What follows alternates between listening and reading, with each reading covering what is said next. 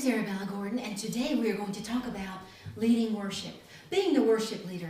Now, I'm not going to talk so much about being the worship leader on the platform and how you sing and how you handle that aspect, but I'm going to talk a little bit more about how a worship leader thinks and how he or she prepares to create systems and procedures so the whole team and band can succeed. Now, this is maybe not has to do with worship directly, but this to me is so important. Can you picture this? When your team comes together and on a Thursday night, Wednesday night, Friday night, whatever night that you guys worship, you rehearse or practice, and everyone's got these different things that's going on in their lives. They may need prayer.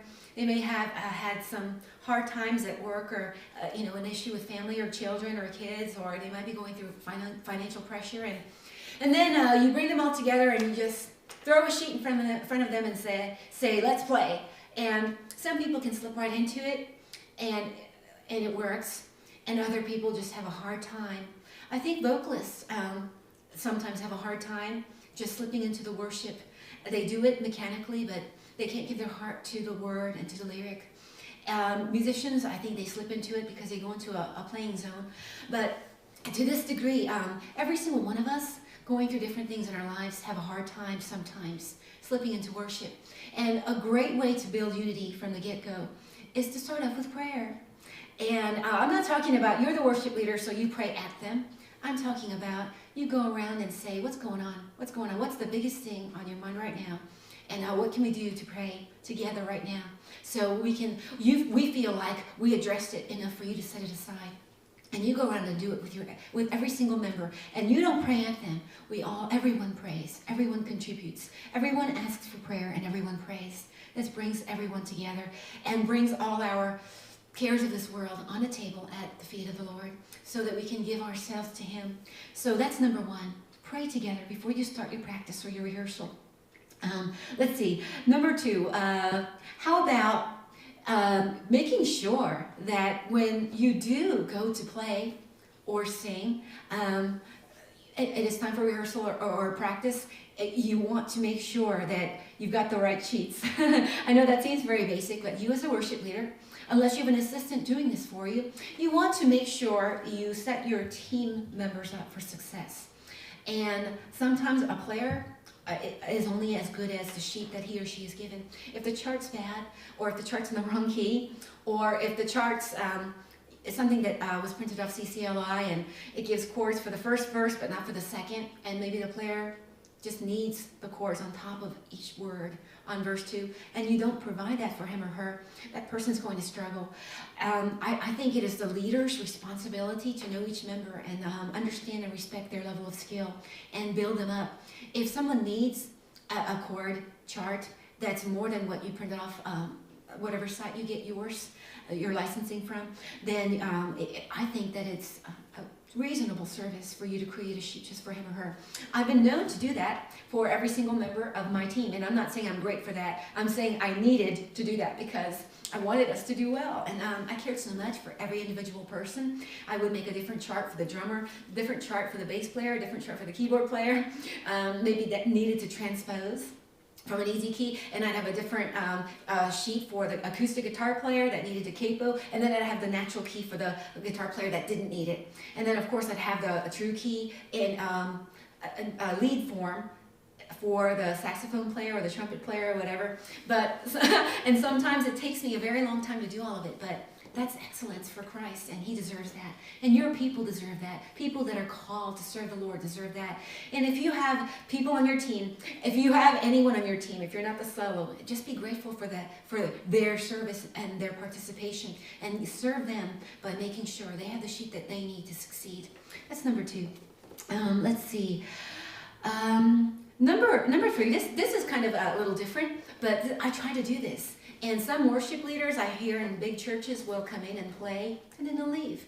And they never really talk to the people. And they're probably great performers maybe. And I'm not talking about a special guest like Chris Tomlin comes to your church and he doesn't get to talk to everyone. I don't mean that. But I mean if there's a worship leader that's on staff and he or she only comes to church to play, but never really talks to the people, I just want you to consider what that would mean. And I just want to encourage you not to be like that, because the people need to see you. You know, the pastor may be the doctrinal voice of the church, but the worship team and the worship leader is the smile of the face of the church. And it's so important for the people to know you. Personally, right now, I'm part of 2 small churches, and before that, I was in bigger churches, and the same principle I followed, that whenever I wasn't playing, at every free moment I had, I wouldn't go and hide out somewhere in my office or behind my instrument. I'd go out there and hang out with everyone and, make fun of people and joke with them and cut up with them and let them see me. Let them see my face, let them see my hair, my expressions. Because the sooner they see you and get used to you, the less they'll be looking at you when you're leading worship. And the easier it is for them to stop looking at you and start looking at God.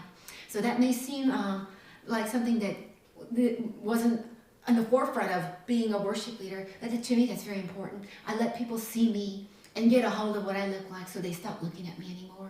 And they just see me as part of the worship instead of someone to look at. So there's that. Let's see, I've got a few things written down here.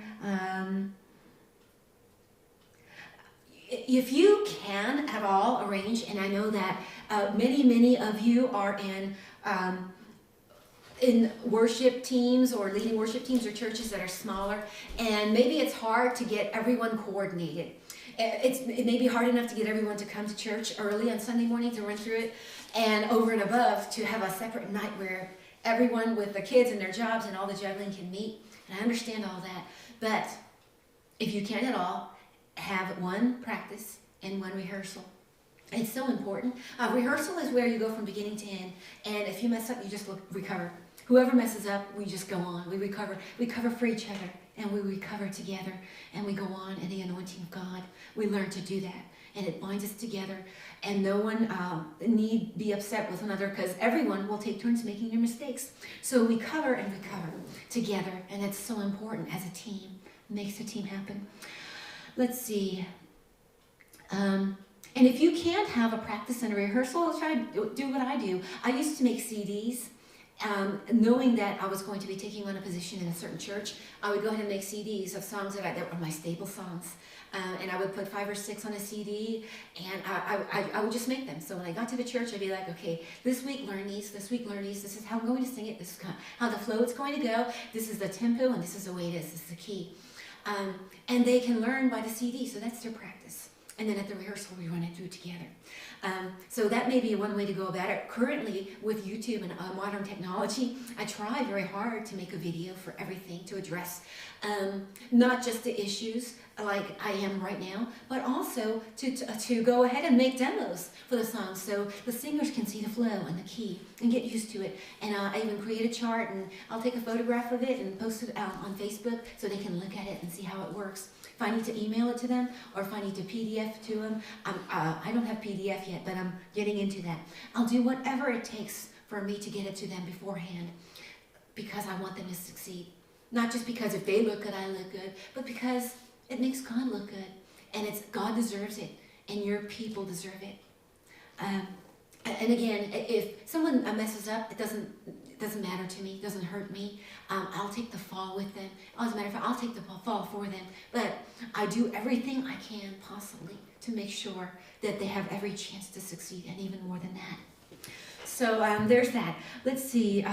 Like I said, I jotted down a few things. Make sure I covered everything. You know, the next thing that I want to talk about, now this actually has to do with interacting with people, just like hanging out with people before and after worship in the church, is you want to key it right. It's so important that you key it for the worship congregation and not just for you. Perhaps you're a singer and you say, I like to sing really high, so I'm the worship leader. I have to sing it, so I'll sing in the key that I want. I want to maybe present it to you to reconsider. If it's too high and people are dropping out at the high end, consider dropping it down some. I have a friend named Sherry Gold. She's an amazing vocal coach, and She's been doing this forever, and now she's an instructor at the Integrity Worship School, and does so many other things other than being an itinerant teacher for worship and training up teams and vocalists. But she says that it's good if you key songs that the high note never goes above the C above the middle C. And Steve Bowersox is another great worship vocalist, coach, teacher, trainer out of Florida. And he, I believe, also is with Integrity and have gotten his master's from what I understand. And he says don't go above the E flat, above the high C, which is just a few more steps. But if you consider those, some of the best, most renowned worship leaders and worship vocal coaches say that don't go above the middle C. And the reason why is because you're not, if you as a worship leader and the main vocalist are the front person for the church there during worship, if you are there just to sing a special, it's one thing. Sing in the key that you love, let everyone enjoy it.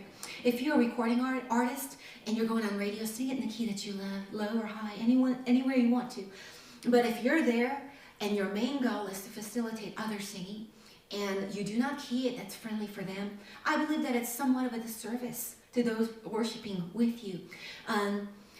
Everyone in the congregation is called to sing to the Lord.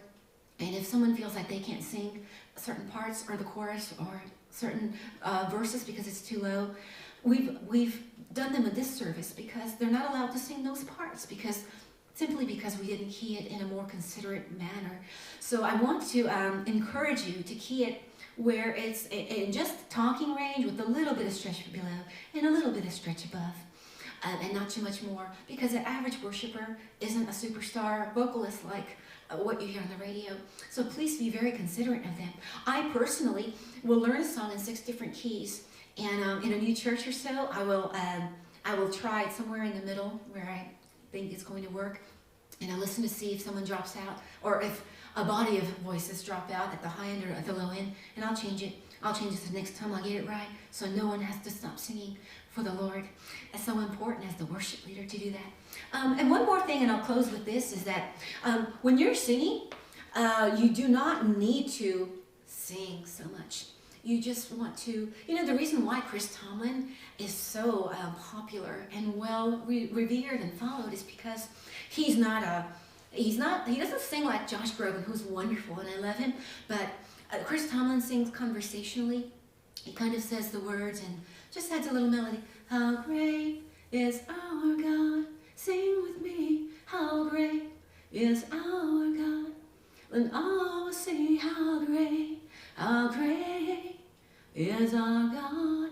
He doesn't go, how great is our God. And I'm not saying that's wrong, but when you're leading worship, you want to make it simple, conversational, and friendly, that they follow you into talking to God and with God and singing with you about God, as one would praise and give a testimony with just regular words, except we've got a melody there.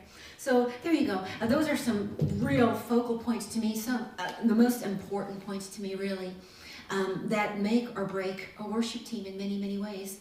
Oh, and one more thing. Now, this is Laniape. This is just a little extra. And I always have done this with my worship team as much as possible. If you can, color coordinate. If you can. And no one need to go out and buy a whole new wardrobe. You can just go black and white with a little bit of an accent. But if you can only imagine how much of a picture of unity it shows, just to be color coordinated.